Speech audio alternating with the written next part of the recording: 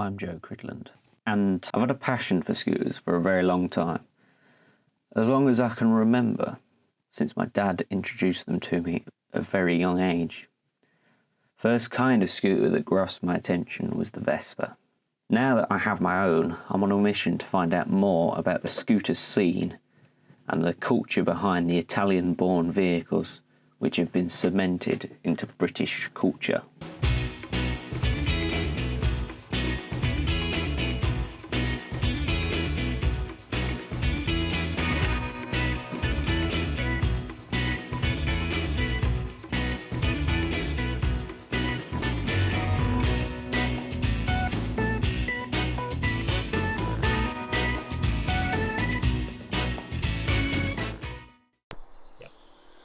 Hello, my name's Simon. I've been riding scooters since 1978, maybe 79. Mainly Lambrettas. Have ridden a Vespa Rally 200, which is a lovely bike to ride, but my scooter choice would be the Lambretta, purely because I like the styling more than I like the performance. So yeah, they look better than they actually are. So. A friend of mine actually rode it over to my house from Wimbledon in London. I lived in Tooting. He rode it over for us on the day of purchase, and the first time I rode it, I didn't realise how tricky it was to do tight left-hand bends, and nearly melted the pavement on my first trip out on it. I think that was the first day I rode it, and then obviously you just persevered. Well, why did I pick a scooter over a motorbike? It was just the scene that I was in. Everybody was riding scooters, and there was a massive resurgence in scooters about 1977, 78 in London. Mainly 78, 79, it had gone absolutely mad with Quadrophenia coming out in the August of that year, I think it was. It had gone absolutely bonkers then. But there were scooters appearing and soul nights and soul clubs appearing in London and in like Surrey and places like that, which weren't far away from us. And you'd see guys turning up and riding home on their scooters and turning up, and it just, I wouldn't have described myself particularly as a mud then, but it was just suddenly you realise that you got the same clothes as everybody else, you're riding the same scooters as everybody else, you're dancing to the same music as everybody else, so you must be. So I sort of fell into it that way, and I don't regret it because I've met a load of good people for the scootering scene, and especially up in Boston. It's brilliant. We've got a great club. We do a load of rallies, or as many rallies as we can do.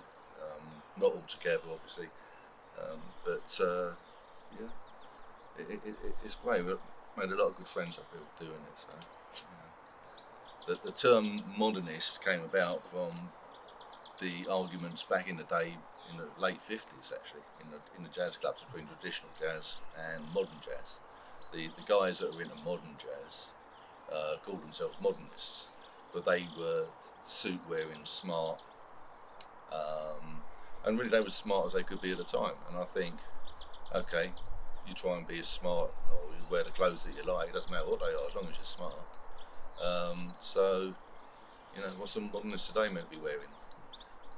You know, walking around in jogging bottoms, tight jogging bottoms or something, you know, it isn't. So the clothes sort of suit the scene, in my view.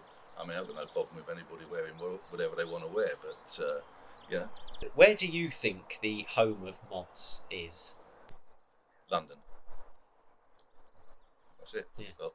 I mean, it started in London, and I mean, I think you find that some towns were mod towns, and back in the day some towns were rocker towns, and people used to say that Boston was a mod town and Spalding was a rocker town and all this sort of nonsense. I don't know, but I think the spiritual home is London, or, I mean, famously it gets quoted also being Brighton, only because of the troubles down there, and but they happened to Hastings and Clacton, and you know, even in the 80s there was aggro down in Brighton and stuff, but I suppose it'd be London or Brighton.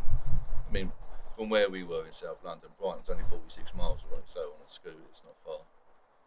You know, so it's yeah, London or Brighton. I think London mainly because you've got the clubs and the shops, and so you can get about it easier. You can see more bands, buy 'em, easier to buy clothes. So I would say for that reason London, but for an iconic picture of things, maybe Brighton. Why do you think younger people should get into, say, the scootering and mod scene? Because it's a great scene to be in. Not just is the music brilliant. I mean, there's all different styles into mod. You can't place it. There's no sort of genre of music that is mod, because mod's all encompassing. You can be from reggae, R&B, soul, even down to the new wave stuff like the Jam and the Chords and Secret Affair, and so there's and even a lot of punk might even squeak in. If you go to a rally, obviously, you'll hear all sorts. But yeah, there isn't a mod style of music. It's I don't know. It's just a camaraderie. I think it's just After spending some time within the scooter scene, I've noticed it's made up of people from all sorts of different backgrounds and different subcultures, but they all come together for their love of scooters, which I noticed has created some strong friendships. And even I feel like while creating this documentary, have created some friendships with people within the scooter scene. a mod is clean living under difficult circumstances. So whatever you can do, the best you can get.